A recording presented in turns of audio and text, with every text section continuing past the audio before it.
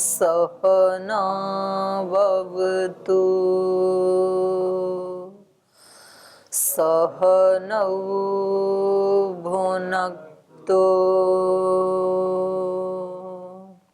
सह वीर्यं करवावहै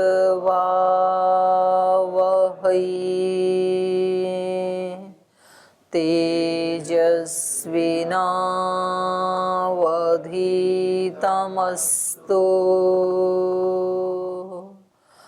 मा विद्विषावहै। ओम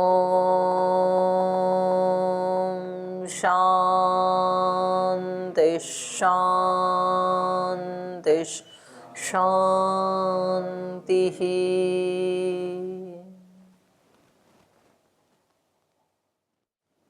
सूत्र पाठ।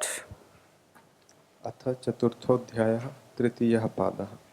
अर्चिरादिना तत्प्रथितेः वायुमब्दात विशेषविशेषाभ्यां तडितोऽधिवरुणः सम्बन्धात् आतिवाहिकास्तल्लिङ्गात् उभयव्यामोहात् तत्सिद्धेः वैद्युतेनैव ततस्तच्छ्रुतेः कार्यं बादरित अस्य गत्युत्पत्तेः विशेषितत्वाच्च सामीप्यात्तु तद्व्यपदेशः कार्यात्येतद्यध्यक्षेण सहातः परमविधानात् स्मृतेश्च परमजैमिनिर्मुख्यत्वात् दर्शनाच्च न च कार्ये प्रतिपत्त्यभिसन्धिः अप्रतीकालम्बनात् नयतीति बादरायणः उभयथा दोषात् तत्क्रतुश्च विशेषं च दर्शयति इति तृतीयः पादः। वेदांत दर्शन के चतुर्थ अध्याय का तृतीय पाद हम पढ़ रहे हैं और इसमें प्रथम सूत्र में जो मुक्त आत्मा है वो कैसे मोक्ष में जाता है उसका वर्णन किया था। तो इन्होंने बताया था अर्ची आदिना तत्प्रथिते। अर्ची अर्थात सूर्य की रश्मि के माध्यम से वो उस ब्रह्मलोक में जाता है, उसकी तत्प्रथिते, उसका विस्तार होने के कारण, उसकी प्रसिद्धि होने के कारण, ऐसा ही शास्त्र में उसका विधान बताया है। तो यहाँ पर पूर्व पक्षी ने प्रश्न उठाया था कि ये जो अर्ची आदि के माध्यम से जाता है, तो जो आपने मार्ग बताया, इन्होंने 3 उदाहरण दिए, एक बृहदारण्यक का दिया और 2 छांदोग्य उपनिषद के दिए।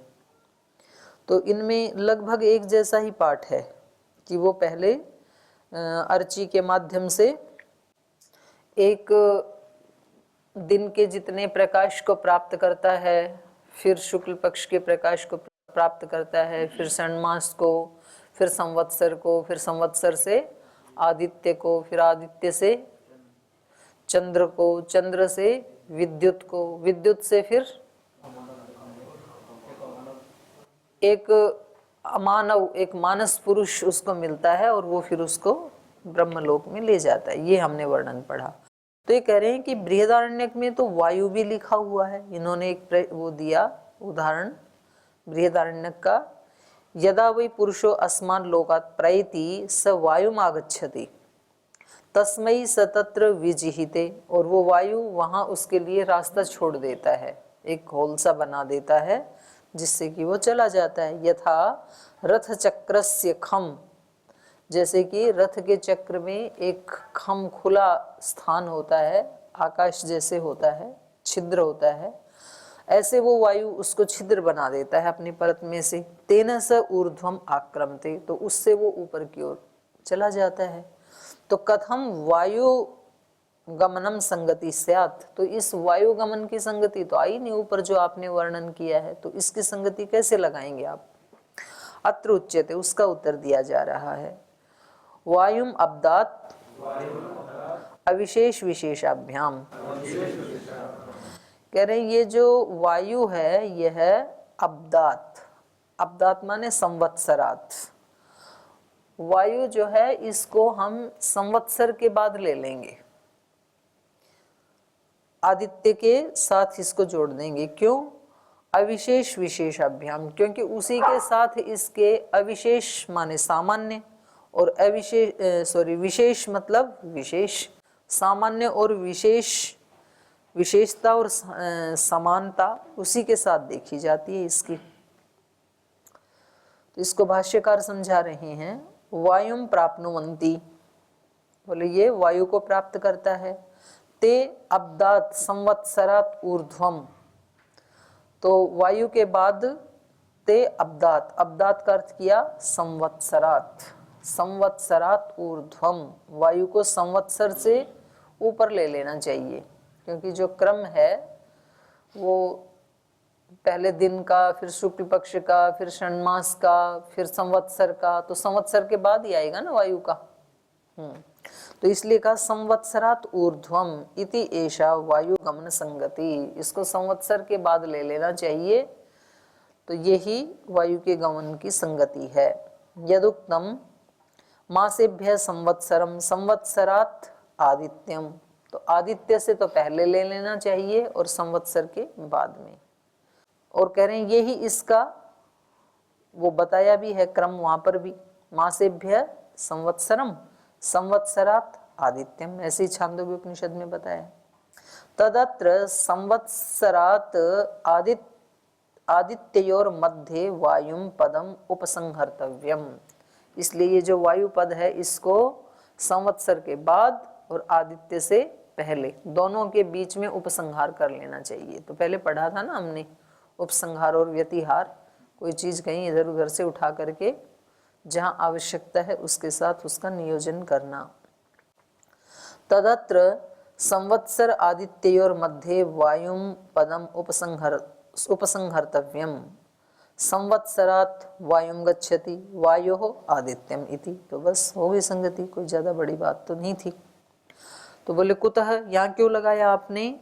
अविशेष विशेषाभ्याम उभयत्र, अविशेष विशेषाभ्याम वचनाभ्याम। उभयत्र का मतलब है एक तो ऊपर जो इन्होंने बृहदारण्यक का उदाहरण दिया वायु वाला, और एक तो उससे ऊपर वाला छांदोग्य का भी और बृहदारण्यक का भी 6-2-15 वाला भी, उन दोनों का।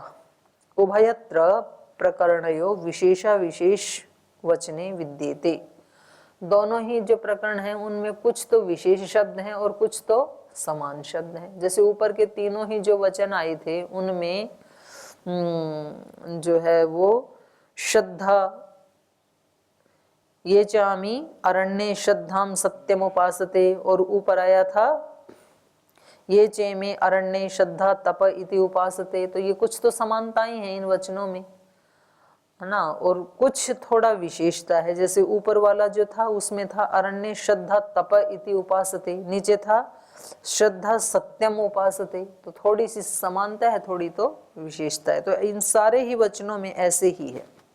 तो कहा उभयत्र प्रकरणयो विशेषा विशेष वचने विद्येते, छांदोग्य बृहदारण्यकयोः अविशेषः। छांदोग्य उपनिषद और बृहदारण्यक का जो ऊपर वाला प्रकरण था उनमें अविशेष क्या है?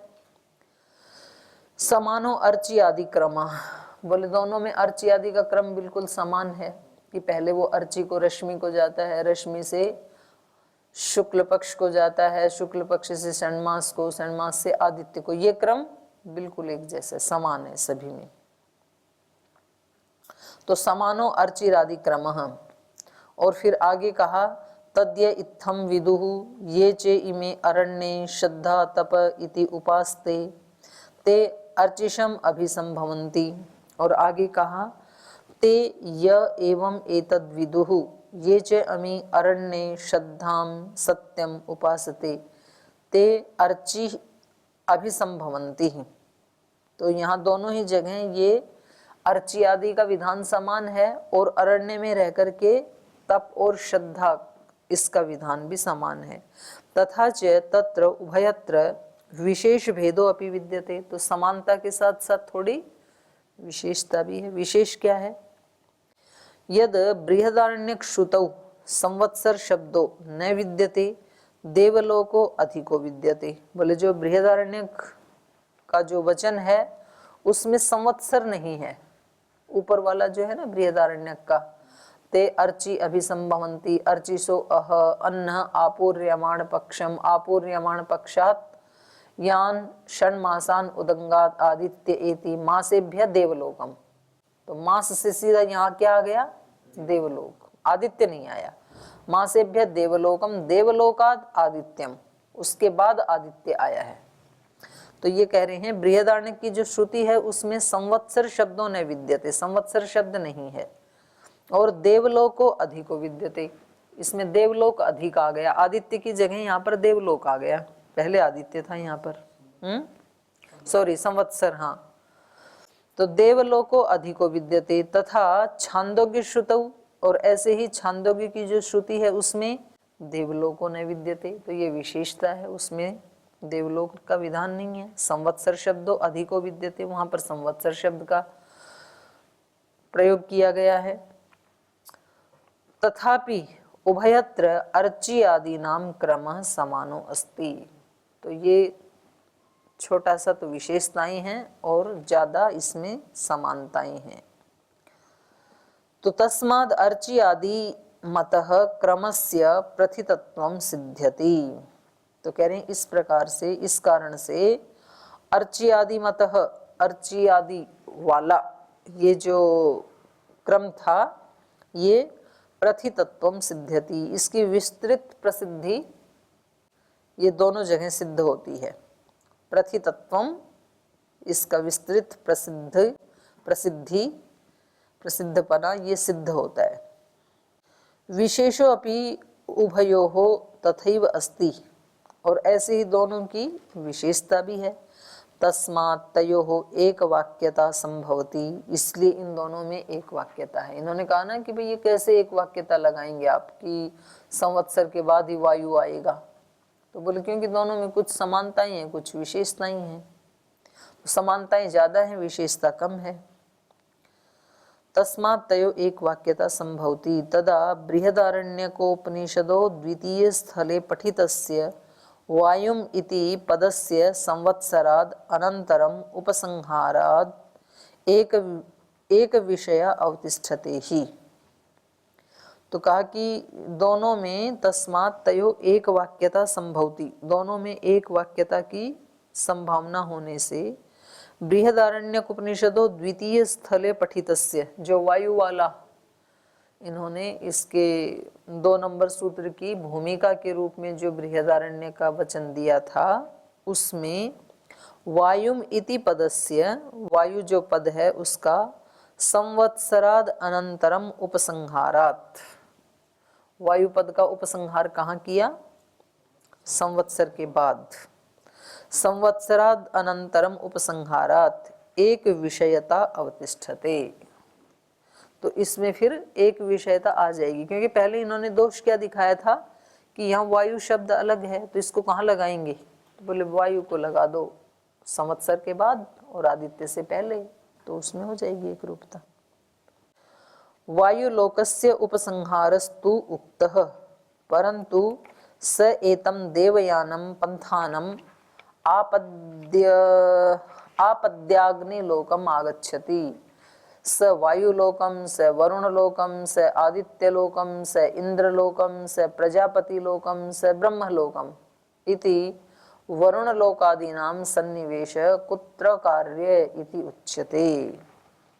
कह रहे हैं वायुलोकस्य उपसंहारस्तु उक्तः, आपने वायु का तो उपसंहार कर दिया कि इसको कहाँ ले लो? संवत्सर के बाद ले लो और आदित्य से पहले ले लो। परंतु लेकिन स एतम देवयानम पंथानम, वह जो मुक्त आत्मा है वो इस देवयान पंथ को प्राप्त करके आपद्य अग्निलोकम आगच्छति, पहले अग्निलोक को आता है, फिर स वायुलोकम, फिर वायुलोक को, स वरुणलोकम, फिर वरुणलोक को, स आदित्यलोकम, फिर आदित्यलोक को, इंद्रलोकम, फिर इंद्रलोक को, प्रजापतिलोकम, प्रजापतिलोक को, और स ब्रह्मलोकम, फिर ब्रह्मलोक को जाता है। ऐसा कोशित की ब्राह्मण ने कहा है। तो अब इतने लोकों को कहाँ सेट करोगे? वायु वाले को तो सेट कर दिया आपने, फिर ये इतने और लोक बच गए ना, वरुण लोक, आदित्य लोक, इंद्र लोक, प्रजापति लोक और फिर ब्रह्मलोक। तो इनकी कैसे संगति करोगे? इति वरुण लोकादि नाम सन्निवेश कुत्र कार्य, ये जो वरुण आदि लोग हैं इनका सन्निवेश कहाँ करेंगे, तो उसका उत्तर दे रहे हैं। तडितोधिवरुणः संबंधात, कह रहे हैं तडित माने विद्युत, विद्युत से आगे तडित अधि वरुणः, विद्युत लोक से आगे वरुण लोक का हम संबंध बिठाएंगे। तडितो अधि वरुणः, क्यों? संबंधात, क्योंकि इन दोनों का आपस में संबंध है, विद्युत का और वरुण। वरुण मतलब जल, तो बिजलियां चमकती हैं तभी तो जल बरसते हैं ना, तो इनका आपस में संबंध है। तो तडित लोक के बाद वरुण लोक को कर देंगे। तडित अधि वरुणः विद्युतः पश्चात वरुणो वरुणादि समुदायो निवेश्य, तो बोले विद्युत के बाद वरुण और वरुण के बाद आने वाला जो समुदाय है पूरा आदित्य लोक आदि इंद्रलोक, तो उस सब का निवेश कर देंगे। कुतः? संबंधात, परस्पर संपर्कात, इनका आपस में संबंध है, आपस में संपर्क है। कैसे? वरुणस्य आकाशे व्याप्तस्य जलस्य विद्युता सह संबंधात, वरुणस्य आकाशे व्याप्तस्य, जो पूरे आकाश में व्याप्त है, वरुण माने जल, तो जल कोई एक जगह थोड़ी ही है, पूरे आकाश में व्याप्त है। तो ये भी कितनी विचित्र रचना है ना, कि हमेशा जल में आकाश में जल व्याप्त है, लेकिन फिर भी हमेशा बरसता नहीं है। नहीं तो हमेशा ही ऐसे गिरता रहे, कोई नीचे कोई वो तो लगा नहीं रखा हमने छत आदि तो, कि भाई वो रोक लेगा उसको, तो बिना किसी आश्रय के रहता है और जब बरसना होता है तभी बरसता है। वरुणस्य आकाशे व्याप्तस्य, वरुण के आकाश में व्याप्त होने के कारण जलस्य विद्युता सह संबंधात, जल का विद्युत के साथ संबंध है। तो इसके लिए प्रमाण दे रहे हैं। आपो यच्च वृत्वा अत्यतिष्ठः तद्वरुणो अभवत् तम व एनम वर्णम संतम वरुण इति आचक्षते परोक्षेण। आपो यच्च वृत्वा अतिष्ठन्, बोले ये जो जल जो है वो वृत्वा ढक करके आच्छादित करके, आपो यच्च वृत्वा अतिष्ठन्, वो उसको आच्छादित करके ठहर गया, तो इसलिए तद वर्णो अभवत्, इसलिए वो उसका वर्ण हो गया, उसने उसको ढक करके वो रहता है। किसको? जल जो है बिजली को ढक करके रहता है, आवृत करके रहता है ना, बिजली जल में ही रहती है। तो बोले क्योंकि वो उसको आपो जो जल है यच्च वृत्वा अतिष्ठन्, उसको ढक करके वो ठहर गया है, इसलिए वर्णो अभवत्। वर्ण मतलब वो लगाने वाला, बैरिकेड लगाने वाला, तो इसलिए वो वर्ण हो गया। तम व एनम वर्णम संतम, तो वो वर्ण होता हुआ वरुण इति आचक्षते, वास्तव में तो वो वर्ण होता है, और लेकिन उस वर्ण को ही क्या कह देते हैं? वरुण। वरुण इति आचक्षते परोक्षेण, परोक्ष रूप से उसको वरुण कह देते हैं। इति अनेन आकाशे व्याप्तः वर्षणाभिमुखो जलराशि वरुणः, तो कह रहे इस प्रकार से, इति अनेन, इस कारण से, आकाशे व्याप्तः, आकाश में जो व्याप्त है, वर्षणाभिमुखः, और जो वर्षा भी बरसने के लिए जो पृथ्वी की तरफ अभिमुख होता है ना, उस जल राशि को क्या कहते हैं? वरुणः। तस्य विद्युता सह संबंध, और उस वरुण का विद्युत के साथ संबंध है। यथा च उक्तम, जैसे कि कहा भी है छांदोग्य उपनिषद में, विद्योतते स्तनयति वर्षिष्यति, विद्योतते चमक रहा है, स्तनयति गरज रहा है, वर्षिष्यति बरसेगा। लोगों को भी पता है कि इनका संबंध है, यदि चमक रही है बिजली और यदि बादल गरज रहा है तो लोग बोलते हैं आज तो बारिश होगी, बरसेगा, क्योंकि इनके साथ नित्य संबंध है बिजली के साथ जल का। एवं विद्युतो अनंतरम वरुण लोकः तत्संबद्धो अग्रिमो वर्गश्च उपसंहर्तव्यः, तो कह रहे इस प्रकार विद्युत के बाद वरुण लोक का उपसंहार कर लेना चाहिए, और तत्संबद्धो अग्रिम, और उससे आगे के जो आदित्य, इंद्रलोक, प्रजापति लोक आदि हैं उनको भी यहीं ले लेना चाहिए। वरुण लोक है तत्संबद्धो अग्रिमो वर्गश्च उपसंहर्तव्यम, तो उन सब का उपसंहार कर लेना चाहिए। तो ये बात हो गई, पूरी हो गई। अब आगे कह रहे हैं आतिवाहिका तल्लिंगात।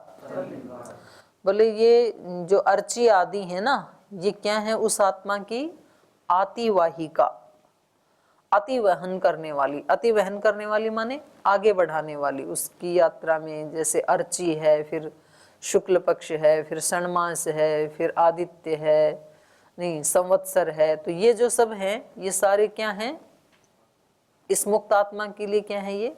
आतिवाहिका, उसको आगे बढ़ाने वाले। आतिवाहिका तल्लिंगात, वैसा देखे जाने से, वैसे ही लक्षण देखे जाने से। त एते अर्ची आदयः, ये जो अर्ची आदि जो उसके जाने का क्रम बताया था, देवयान मार्गे ब्रह्मोपासका नाम मोक्ष प्राप्तये संति आतिवाहिका। ये जो ब्रह्म उपासक हैं जो देवयान मार्ग से मोक्ष प्राप्ति के लिए जिनको जाना है, तो उनके लिए एते अर्चिरादय संति आतिवाहिका, उसके लिए ये रश्मि आदि क्या है? आतिवाहिका है, आगे बढ़ाने वाली है। आतिवाहिका कोई खोल रहे हैं। अतिवाह, अतिवाह माने अबाध प्रवाह, जिसमें कोई बाधा नहीं है, प्रवाह की तरह आगे बढ़ना। अबाध प्रवाहो, अग्रे अग्रे गमन प्रवाह। अबाध प्रवाह का मतलब है आगे आगे जो गमन करे ऐसा प्रवाह। अग्रे अग्रे गमन प्रवाह तत्र भव, और उस अग्रे अग्रे गमन के प्रवाह में होने वाली उसको कहा आतिवाहिका। तत्र भव अर्थ में प्रत्यय होकर के। आतिवाहिका का मतलब है प्रेरयितारः, प्रेरणा देने वाला, प्रेरक।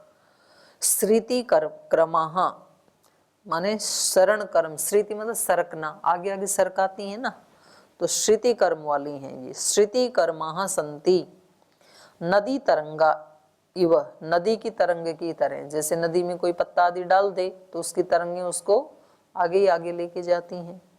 तो नदी तरंगा सूर्य रश्मयः विद्युत धारा इव, ये आतिवाहिका कैसी हैं? नदी की तरंग की तरह हैं। सूर्य रश्मयः, सूर्य की रश्मियां जो प्रारंभ करती हैं इसको ले जाना, ये सूर्य की रश्मियां नदी की तरंग की भांति हैं। विद्युत धारा इव, विद्युत की धारा की तरह है। देखने को तो हमें ऐसे लगता है कि ये भौतिक हैं सूर्य की रश्मियां, पर वास्तव में ये भौतिक नहीं है। कैसी हैं? विद्युत धारा की तरह से हैं, ये सूक्ष्म ही हैं, ये कहना चाह रहे हैं। तो ये सारा जो इसको ले जाने का, आगे ले जाने का जो वर्णन किया है, इस सारे को क्या कह दिया? आतिवाहिका, आगे आगे बढ़ाने वाला एक सिस्टम। और ये सिस्टम कैसा है? ये विद्युत धारा की तरह से सूक्ष्म है, ये कहना चाह रहे हैं, स्थूल नहीं है। विद्युत धारा इव न ही मार्ग चिन्हानी, जिस मार्ग से जाता है ना तो उसमें कोई चिन्ह नहीं है। चिन्ह मतलब ये नहीं है कि भाई ये रोड जो है ये हरिद्वार से दिल्ली जा रहा है, तो वो लगे हैं ना पत्थर, बोर्ड आदि लगे हैं, तो ठीक है, अनजान व्यक्ति भी उधर से चला जाएगा। तो इसको ब्रह्मलोक जाना है तो कोई ऐसा रास्ता नहीं है कि जहाँ लिखा हो पृथ्वीलोक से सीधा ब्रह्मलोक, कोई पिलर लगा हो, ऐसा नहीं है। ये कहाँ जाएगा मुक्त आत्मा? तो ये नहीं जा सकता है। तो इसलिए भगवान ने एक सिस्टम बना रखा है, जो मुक्त होंगे उनको ये सब लेके जाएंगे। जैसे आपको सीएम से मिलना है तो आपको नहीं पता कि वो कौन से ऑफिस में है, कैसे है, उसका एक प्रोटोकॉल है। उस ऑफिस तक तो आप चले जाओगे, उसके बाद व्यक्ति लेके जाएंगे आपको, वो वहाँ से ले जाके किसी दूसरे रूम में बिठाएंगे, फिर वहाँ आप बाकी को वहीं बिठा देंगे, किसी एक विशिष्ट व्यक्ति को फिर अलग से आगे अंदर कमरे में लेके जाएंगे। तो वो एक सिस्टम है सबका अपना। तो ऐसे ही यहाँ पर भी ये इनका सिस्टम है। ये जो आतिवाहिका हैं रश्मि आदि, ये उसको लेकर के जाती हैं फिर, और ये सूक्ष्म है, ये कहना चाह रहे हैं। नदी तरंग की तरह हैं, ये विद्युत धारा की तरह हैं। न ही मार्ग चिन्हानी, इस मार्ग में ना तो कोई चिन्ह है, न च आवास संस्थानी, और ना बीच में रुकने के कोई आवास आदि हैं, जैसे होटल आदि। जैसे अपने को जाना हो गंगोत्री तो बीच बीच में आवास स्थान है ना, वहाँ चाय पानी पीते जाओ, समोसे पकोड़े बीच में खाते जाओ, थोड़ा आराम कर लो थक गई तो। यहाँ कोई ऐसा नहीं है स्वर्ग लोक जाते समय, नहीं मोक्ष लोक ब्रह्म लोक जाते समय। तो ना तो कोई आवास स्थान है, न कोई मार्ग चिन्ह है, और न भोगमयानी, कुछ भोगने के लिए भाई पानी वानी पीने के लिए कोई हो, ऐसा नहीं है। कोई खाने पीने की चीज़ नहीं है, भोग करने की चीज़ नहीं है। भोगमयानी वा लोकवत न संति, जैसे लोक में होता है, किसी यात्रा पे जाते हैं तो कुछ चिन्ह बने होते हैं, कुछ आवास स्थान होते हैं, कुछ भोगमयानी, कुछ खाने पीने की चीज़ें भी रास्ते में आती जाती हैं, उनको खाते पीते आनंद लेते हुए व्यक्ति आगे बढ़ता है। तो ये लोक जैसा रास्ता नहीं है, तो वहाँ नहीं पता चलता। कथम तल्लिंगात, कैसे पता लगा कि ऐसा रास्ता नहीं है? तो बोले तल्लिंगात, उसका लिंग होने से, उसी का लक्षण दिखाई देने से, चिन्ह दिखाई देने से। आतिवाहिकत्व लिंगात, कौन से लिंग से पता लगा ये? आतिवाहिक लिंगात। तत्र लिंगम उच्यते, तो उसके बारे में बता रहे हैं। चंद्रमसो विद्युतम तत्पुरुषो अमानव, तो पीछे का नहीं लिया इन्होंने, चंद्रलोक पर्यंतम स्थान वो ले लिया वर्णन। अब आगे उससे आगे बता रहे हैं, चंद्रमसो विद्युतम, चंद्रलोक से विद्युत लोक को, और विद्युत के बाद फिर तत्पुरुषो अमानव, फिर वो अमानव पुरुष एक मिलता है इनको। स एनान ब्रह्म गमयति, और वो इन आत्माओं को ब्रह्मलोक में ले जाता है। एतान अर्ची आदीन अवलंब्य स सद्य एव आदित्यम गच्छति, तो कह रहे हैं ये जो एतान अर्ची आदीन, ये जो अर्ची आदि बताई, रश्मि आदि, इनका अवलंब्य, इसका आलम्बन लेकर के स व मुक्त आत्मा सद्य एव आदित्यम गच्छति, बहुत जल्दी तुरंत ही पहुंच जाता है आदित्य लोक में।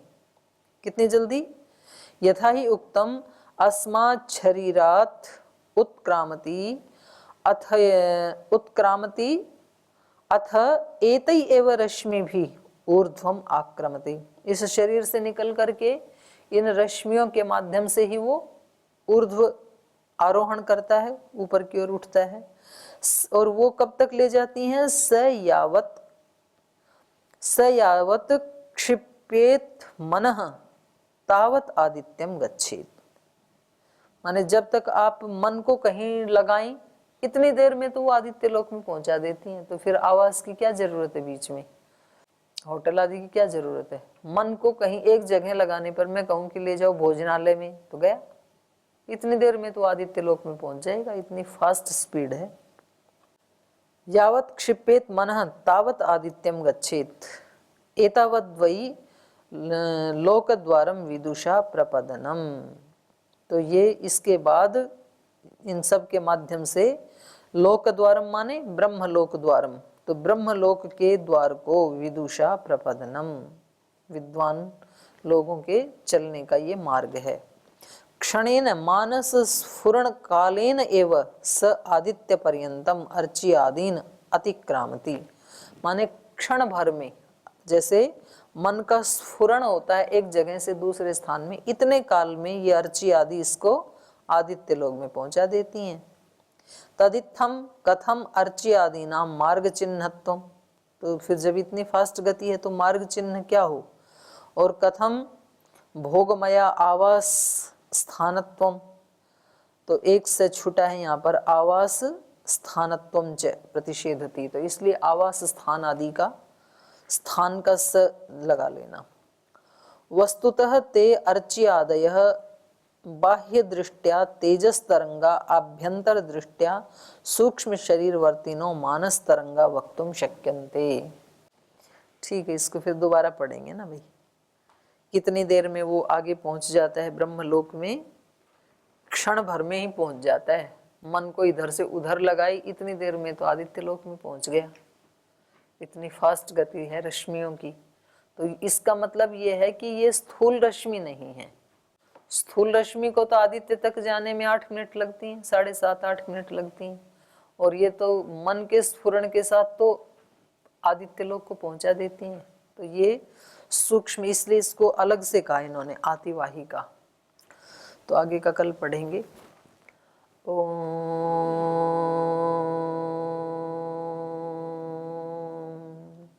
शांति शांति शांति। श्री गुरुभ्यो नमः।